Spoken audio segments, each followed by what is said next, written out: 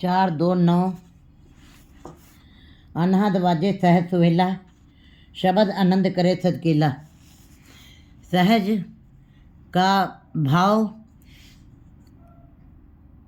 जब जीव के जीवन में समस्याएं खत्म हो जाएं, जीव समाधि में आ जाए। समस्याएं खत्म होते ही समाधि में आ जाता है। समाधि में स्थिर हो जाना, निश्चल हो जाना, इसको कहते हैं सहज भाव में। सहज भाव में थी कहते कौन सहज भाव का अर्थ है कि परमात्मा सहज सुहाय मिलिया तो होए, करने हार पछाने थोए। जिसने उस परमात्मा को पहचान लिया है, जिसका नाम जपा हुआ कबूल हो गया है, जिसके कार्यकलाप, जिसके क्रियाकलाप परमात्मा के दरबार में स्वीकार किए जा रहे हैं। गुरुद्वारे में बैठा है, सहज भाव में बैठा है। दान पुण्य कर रहा है, सहज भाव में कर रहा है। ऐसे पुरुषों को के अंदर सहज भाव पैदा हो जाता है। ठाकुर में दास, दास में ठाकुर। फिर कहते हैं ऐसे पुरुषों के अंदर वो ठाकुर में होते हैं और ठाकुर उनमें होता है। दोनों एक रूप हो जाते हैं, दोनों एक दूसरे से अलग ही नहीं हैं। जैसे राम कबीरा एक भय हैं, कोई न सके पछानी। ये वाली जब अवस्था आ जाती है उसको सहज भाव कहते हैं। ऐसे जीव जो जिनका हर कार्य जो है परमात्मा से अलग नहीं है, उनके अंदर हर दम उस परमात्मा के गुरु का शब्द ही अंदर चल रहा है। जिनके हृदय में किसी प्रकार की हलचल नहीं, वह पो नहीं, निर्विचार मन हो गया है जिनके, उनके मन को फिर कहते हैं सहज हो जाना। जिनका मन निर्विचार हो गया है। अनहद बाजे सहज सुहेला।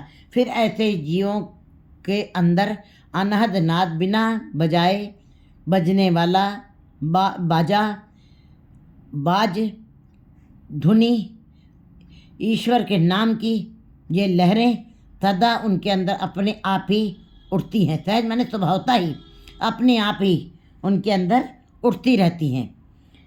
ऐसे जीवों को सहज भाव में जीना कहा जाता है, जिनकी भक्ति, जिनके कार्यकलाप परमात्मा के दरबार में भी स्वीकार किए जा चुके हैं। शब्द आनंद करे सकेला। वे सदा ही गुरु के शब्द के साथ जुड़ करके आनंद माणते हैं। परमात्मा के गुरु के शब्द साथ जुड़ करके परमात्मा को अनुभव करते हैं अपने अंदर और उसका आनंद लेते हैं और सदा ही खेड़े में रहते हैं, सदा ही आनंद में रहते हैं। सहज गुणा मैं ताड़ी लाई, आसन ऊंच सवारिया जियो। और सहज अवस्था का भाव यही है कि जब जीव ठाकुर में और ठाकुर जीव में के अंदर हैं, जब दोनों एक रूप हो गए हैं तो सहज गुणा में ताड़ी लाई, फिर जीव समाधि में आ जाता है। समस्याएं खत्म हो गई, जीव समाधि में आ गया। जब तक समस्याएं खत्म नहीं होती हैं, जीव समाधि में नहीं आ सकता है। लेकिन ये कहने का मतलब है कि समस्याएं, वैसे कोई कहे कि हमारी जब समस्याएं खत्म हो जाएंगी तो अब हम नाम जपेंगे, तब हम गुरु के शब्द के साथ जुड़ेंगे, तब हम भक्ति करेंगे, तो ये भी हमारी भूल है। क्योंकि समस्याएं कभी जीवन में ख़त्म नहीं हुई। समस्याएं क्या कृष्ण के जीवन में ख़त्म हो गई? कृष्ण क्या राम के जीवन में ख़त्म हुई? क्या गुरु नानक देव जी के जीवन में समस्याएं खत्म थी? या गुरुओं के जीवन में समस्याएं खत्म थी? नहीं, समस्याएं कभी ख़त्म नहीं होती हैं। समस्याओं के बीच में ही जब जीव अपने उस गुरु शब्द के साथ जुड़ करके एक मिक हो जाता है, तब अपने आप ही नाम जपते जपते अंदर से समस्याएं खत्म हो जाती हैं। जैसे जो गुरु जी बता रहे हैं कि हम जीव कई बार जीव प्रश्न करते हैं कि हम नाम जपते हैं, हमारे अंदर बड़े सारे बुरे विचार पैदा होते रहते हैं। जिस समय नाम जपते हैं, जिस समय गुटखा लेके बैठते हैं, उसी समय अलग से विचार पैदा होने लगते हैं। तो क्या नाम ना जपा जाए? क्या नाम कबूल नहीं होगा? नहीं, गुरु जी कहते तुम नाम जपते जाओ, तुम अपना नित्य नेम करते जाओ, तुम करते चले जाओ, तुम अपना नित्य नेम ना छोड़ना। ये विकार तुम्हारे साथ ऐसे ही चलते रहेंगे। काम भी आएगा, क्रोध भी आएगा, लोभ भी आएगा। ये सारे विकार तुम्हारे आमने सामने ही रहेंगे और तुमको पछाड़ने की कोशिश करेंगे, तुमको उस रास्ते भटकाने की कोशिश करेंगे। लेकिन तुम उस रास्ते से भटकना नहीं, तुम अपना नित्य नेम करते चले जाना। एक दिन ऐसा ज़रूर आएगा जब वे विकार तुम्हारा साथ छोड़ जाएंगे और तुम सहज भाव में एक रूप होकर के परमात्मा का ही रूप हो जाओगे। ये गुरुजी इस कर्म को करने के लिए लगातार ही निरंतर प्रेरणा देते हैं कि तुमको अपने कर्म को नहीं छोड़ना है, क्योंकि समस्याएं तो सदा ही बनी रहती। समस्याएं तो महापुरुषों के जीवन में थी, संतों के जीवन में थी। तो कहने का मतलब है कि इसलिए समस्याएं हमने स्वयं में पैदा की हुई हैं।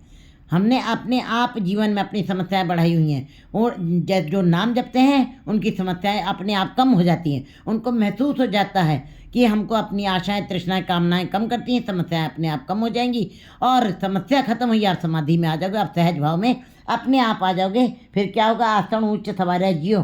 फिर उस सहज गुफा में तुम्हारा आसन लग जाएगा, जहाँ पे मन स्थिर हो जाएगा, जहाँ मन निर्विचार हो जाएगा, और उस ऊंचे आसन के ऊपर तुम बिल्कुल ऊंच सवारे जो सिंहासन सदा ही थमरा हुआ, सजा हुआ है, उस सिंहासन के ऊपर तुम्हारा भी मन विचरण करेगा।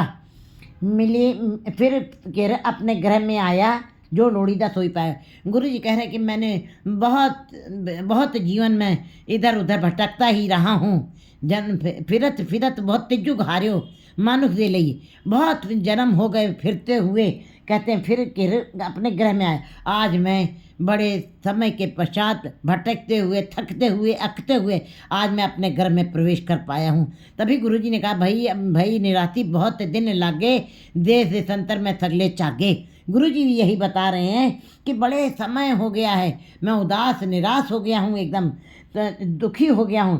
अब आज मैं अपने घर में आया हूँ, थक करके, अक करके। आज मैं अपने घर में, जब जीव अपने घर में आता है तभी उसको शांति मिलती है। परदेश में चाहे आप जितने साल बिता लीजिए, आपको कभी शांति मिलेगा, आपको अपना घर जरूर याद आएगा। परदेश है, घर घर होता है। इसी प्रकार ये जीव परदेश में बैठा हुआ है।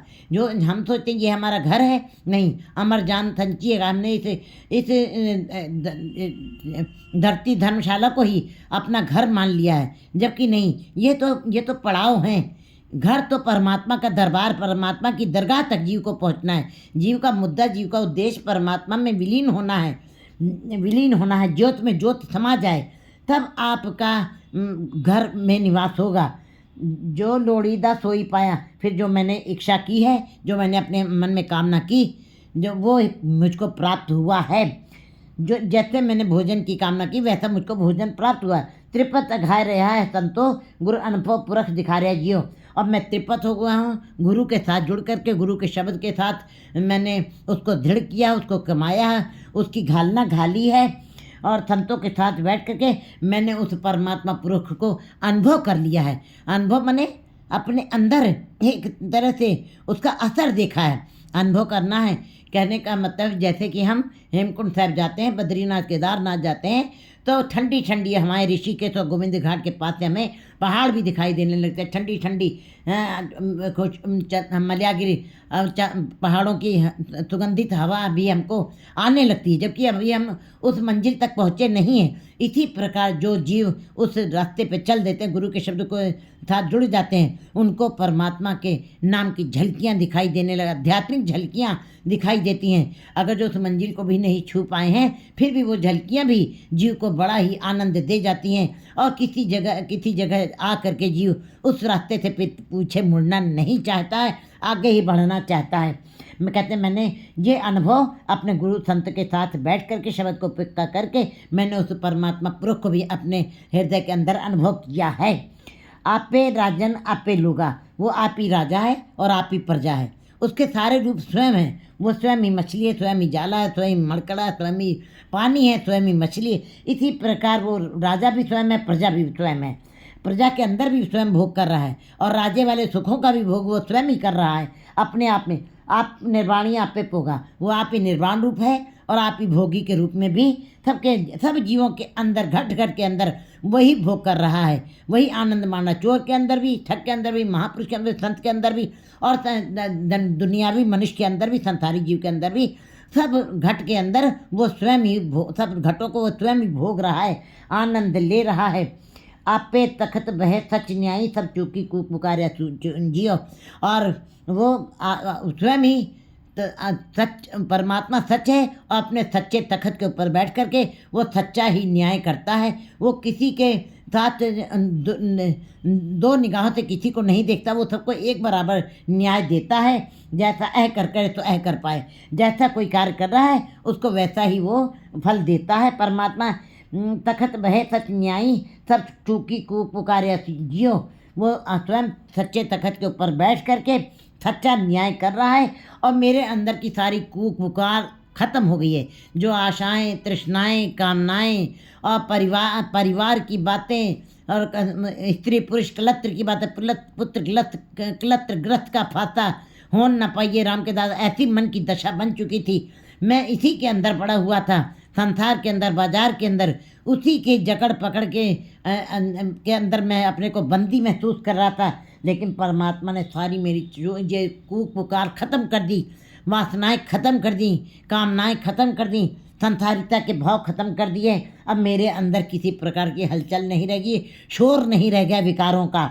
जेहा डिट्ठा मैं तेहो कहा, हे परमात्मा, मैंने जैसा देखा है मैंने वैसा ही कहा है, क्योंकि गुरु जी ने वाणी में वैसा ही व्यक्ति किया है। क्योंकि साक्षी जो उन्होंने गुरु जी बता रहे हैं, जो मैंने अपनी आंखों से देखा है मैंने उसी का ही वर्णन किया है।